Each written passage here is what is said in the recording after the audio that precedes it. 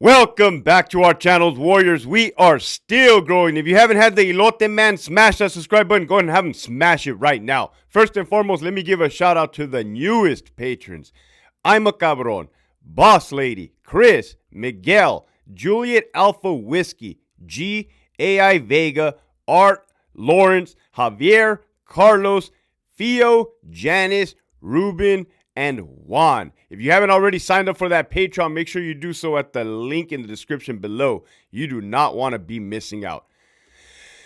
This episode right here, man, one I have yet to talk about. I'm kind of excited to talk about this one. I don't know why, man. This has always been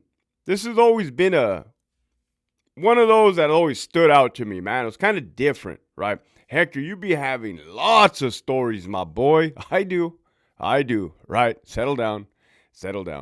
As you guys know, I spent 16 years in the California Department of Corrections as an officer, sergeant, and a lieutenant, right? Working at two different prisons, Centinela and Donovan. This topic right here is going to be about Armenian power. AP 13. Hector, oh hell no. What is Armenian power? You ain't ever mentioned them yet. You ain't even spoke upon them yet. Yes, 100%. Yeah, if you're from out of state, out of California, let me throw you a curveball, something you may have not known about, right? So what is it? Well, according to Wikipedia, Armenian power is believed to have been co-founded in the early 1990s by Armenian American gangster Armen Silent Petrosyan. When 15-year-old Armen Petrosyan arrived in East Hollywood from Armenia in 1989, he encountered larger, long-established street gangs that often preyed upon the smaller ones and more recent group of Armenian immigrants, right? According to this thing right here, it says there's a membership of 250. 250, right? That's a little bit. I must have met, man, probably like 10 of them, maybe 15 at Centinela State Prison from 2006 to 2015. These dudes were about the business, right? They were definitely about the business, man. It was different. I already told you Armenian Power 13. Well, Hector, are they Sureños, right? Do they fall under that umbrella, that hierarchy? Well, I wouldn't call them Sureños because they are AP, but they do fall under that number 13. But from my experience and my perspective, it's more of an allegiance. As in, maybe I scratch your back, you scratch my back. Maybe not to that extent. Kind of like, and I'm going to go ahead and flat out say it because it's common knowledge and common sense. Kind of like when the big homie Bat Marquez was working down south in Mexico for the cartel and putting in work on their behalf, right? You had Baron and everybody else. You have two different things working together to accomplish the same goal. That's how I viewed AP, Armenian Power 13. Charlie R level 4, GP, Centinela. There was a youngster, right? And they always had, I was going to say weird, but I'm not trying to be disrespectful at all. They always had these long last names, as you saw. That one said Petrosyan. The other ones I remember are like Maritrosyan. Just different, like longer last names like that, right? Something that you wouldn't normally see. And if you've ever met Armenians in general, right? I have coworkers that were Armenians. These dudes are wild. They're absolutely wild. They're I say wild in a good way though, man, because I'm pretty wild myself, right? So maybe I could relate. I don't know, right? Relate with my coworkers, right? So the Armenian ones, these dudes were doing their thing, man, making money, bringing in dope, right?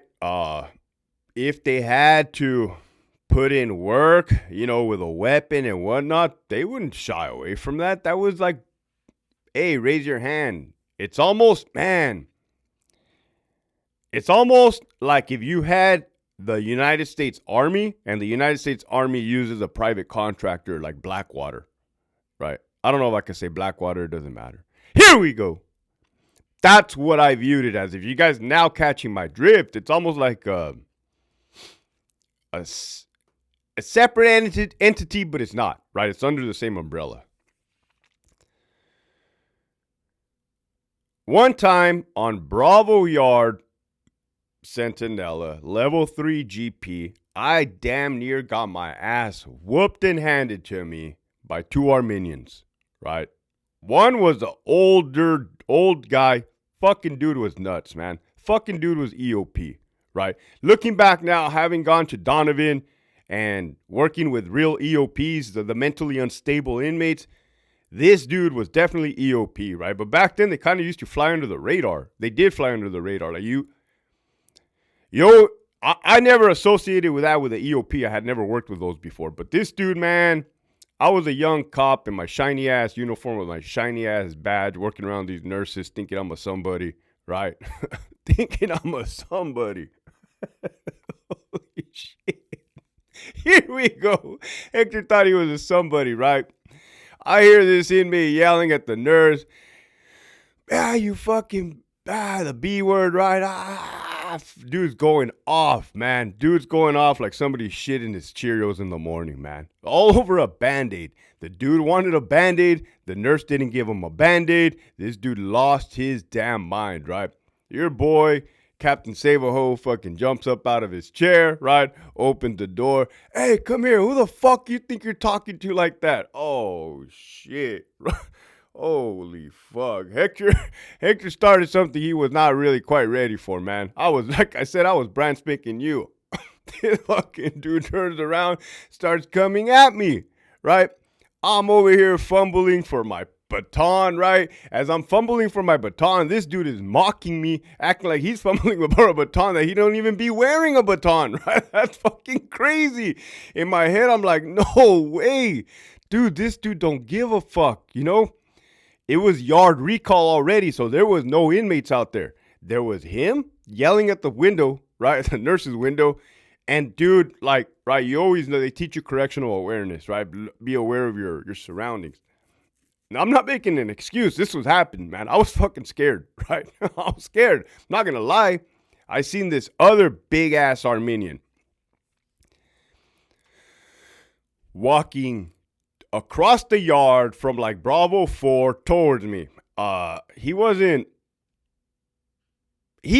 like aggressive. He was just seeing what was happening. And of course, the dude was going to help out his homie if and when it kicked off. He wasn't, but he was that fast walk, man. You see the comadres fast walking at the park. This homie was making a beeline towards me, right? I'm like, oh, they about to do a 2-on-1 on me. I'm looking around, no partners in sight, no green. I look up at the observation. The homie was probably in the bathroom, dropping a deuce, right? For the record, the only two times you should be dropping a deuce is in the morning, right? Or in the evening. I got a homie that just drops it out like at the weirdest times of the day. But anyhow, shout out to that homie.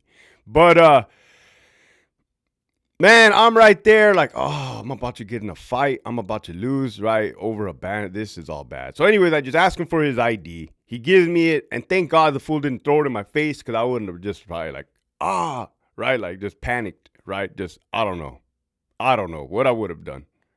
Engaged him. I don't know what I would have done, right? I wasn't mentally prepared for that interaction, right? I come back. The nurse is like, oh my God, our hero. I'm like, get out of the way, lady. I got to go change my fucking underwear right now, right? that was that story. Armenians. I told you they were wild. They were out there. Another youngster, right? This dude was in A5. I was on contraband watch, potty watch. Potty watch when it was good, right? Not when the Office of Internal Inspector General put their hands up on it and ruined it for everyone, right? What that is an inmate is believed to be in possession of some type of contraband, and we are gonna watch them visual direct for 72 hours while they're taped up at the wrist, taped up at the ankles, and when they go poop, they're gonna go poop in a plastic bag. And the officer is going to get that plastic bag, right, with a popsicle stick, right, the same kind that your kid eats ice cream with. And you're going to go through the poop and you're going to find the little bindles of, the little balloons of drugs, the little kites, the little wheelas that they used to have back then. Now they just got cell phones. You can be like, oh, yeah, get that shit done. Send them to Brazil. I heard the homie say that. Yeah, okay. Like, straight like that, right? Well, this dude was a youngster in A5, like right in B section, man. Whatever that cell is, 124, right? 124, then you have the showers. It goes 125 and 126. Or it might have been 125, then you got the shower, then you got 126, 127. Either way, the dude was right there, left side of the shower. This inmate starts complaining. He was cool. He was funny, right? When I say cool, he had that personality, like I said, like talkative to me, right? He wasn't a dick. He wasn't like trying to act hard.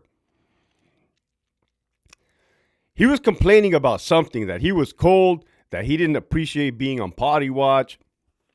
And I had a rapport with that inmate from working Charlie Yard, right? They used to bounce around from Charlie Yard to A5 to C6. They'll be on Charlie Yard. They'll get caught with dope. They'll go to the hole, right? AdSeg. They'll be on Charlie Yard. They'll do 2-on-1 stabbings. They'll go to the hole, AdSeg, and they'll just come right back. It was like a revolving door. Since your boy would bounce around, I was like, hey, see these dudes everywhere, right? Like, we're all taking a tour of Centinela, right? Blue and green, different sides. So he's in there complaining, right? And after a while, I kind of get tired of hearing him complain because, like, hey, it's cool, right? It's cool for the first 7 hours, right? I got to be sitting there for 8 hours. And he's like, I'm going to board up, right? I'm going to board up. Meaning, so when the inmate says he's going to board up, there's a cell. And depending on what prison you're at, right? Some have those old school bars like San Quentin. I never worked there, right? These were like a cell door with a window in it. When they say they're going to board up, means they're going to cover that window with whatever means necessary. A blanket, their mattress, wet toilet paper. Now you cannot see in that cell. Now it creates a security issue, right? Now we have to do a cell extraction. That's what the dude was implying. I'm going to board up. Dude tells me like twice, 2 times, 3 times, kind of just like whatever. Fine, you know what, man? Board up. Fucking board up. I don't give a fuck. Just board up. Board up. Board up. I said, you know what? I'm telling you right now. Board up, because I'm going to be the first motherfucker through this door. This dude's eyes look, I was serious too. Because at that I just didn't want to hear it anymore, right? Like, let's just get this over with, right? Let's just get it over with. I was young, he was young, right? Not like we hated each other. It was all business. It was all business, right? He looked at me. He called me by my last name. He goes, man, you're crazy. I said, so are you, man. Like, hey, relax. Lay down. Do some push-ups. Well, they couldn't do push-ups because at that time they were restrained, right? I forgot to say that. Yeah, you're on contraband watch, but you're restrained. Damn, that shit looked like it sucked so bad. It looked horrible. Now the department has changed, right? It's changed so much. Now they don't be having the restraints. Now they can move their arms. I mean, it's a free-for-all, right? It's for them, it's cool because they can move their stuff around, right? Tell the dude, board up, man. Board up. I'm going to fucking go in here right now. Dude thought it was funny, right? We start laughing. I get relieved, right? That was just my interaction with Armenian Power, AP13. That was, you're not going to read that on Wikipedia, right? You're only going to know that as somebody who's worked in there with them. Are they violent? Yes. Are they down with the business? Yes. Are they funny?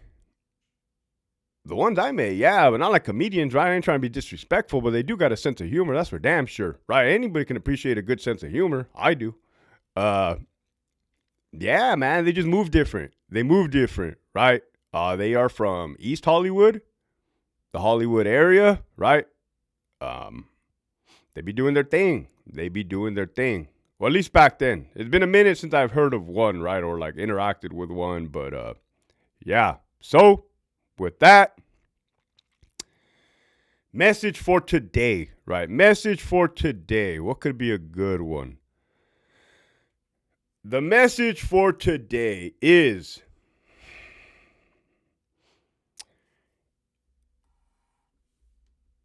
different ethnicities, different walks of life, different areas, right? Especially the United States of America. That's what makes our country so great, is the different nationalities, right? All working together for the greater cause. The ones that do be working together, right?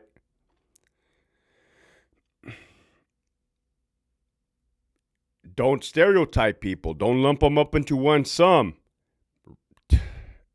You can have bad apples in every race group. I've seen it. I've looked at it, right?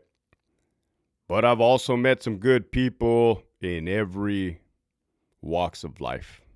Keep pushing forward.